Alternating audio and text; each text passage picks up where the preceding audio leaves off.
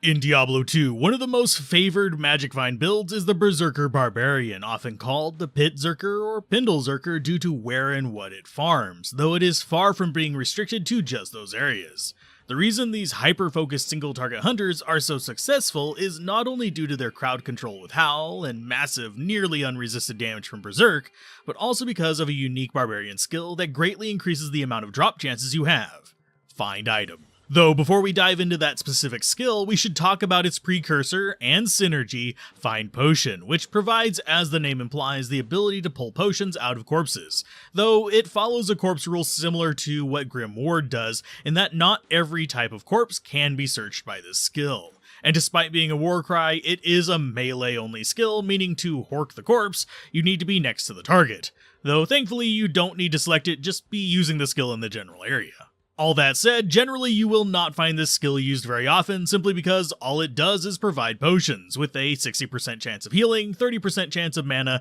and a 10% chance of giving you a rejuvenation potion, with the different quality tiers depending on how far along you are in the game, with full rejuvenation potions being the only ones that can drop in all three difficulties. But for heavy Horkers, you might consider maxing Find Item for its synergies with both Grim Ward, providing extra physical resist reduction, as well as the 1% increase per level available on our next skill, Find Item. Now, as mentioned earlier, Find Item is the main skill that Berserkers use, and it uses its percent chance to force a target corpse to roll another drop, which for basic enemies is nice enough and can get you a decent supply of item bases, but it's not super important there. But when you start farming uniques, champions, or things like the Council and Travancore, or special item droppers like Pindleskin, then this value skyrockets, at least in terms of finding more uniques, sets, and rares. Now, as far as how it works mechanically, it basically forces the target to roll a drop from its tables, and in the same patterns as it would if it died normally. In addition to this, it uses your magic find values at the moment of horking,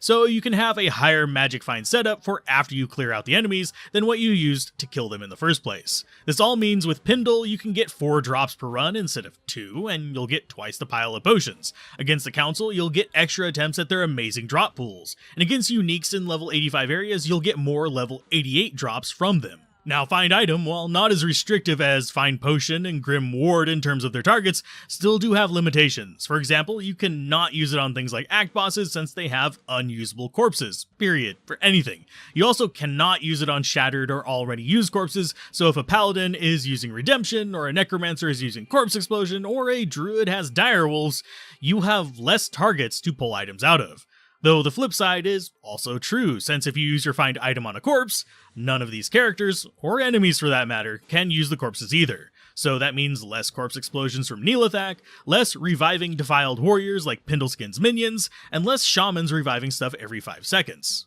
Now, is it the best farmer in the game? It kinda depends on what you're hunting, but it is exceptionally powerful and can get you everything from extra stacks of gold to extra unique, rare, and set drops to round out your Holy Grail collection, even some decent bases if you know where to farm. So, do you enjoy running Berserker Barbs and yelling at dead things, or do you prefer just to sweep through without needing to do a second pass on the corpses? Mention it down below, and as always, a special thanks to the patrons, channel members, and supporters that make this content possible.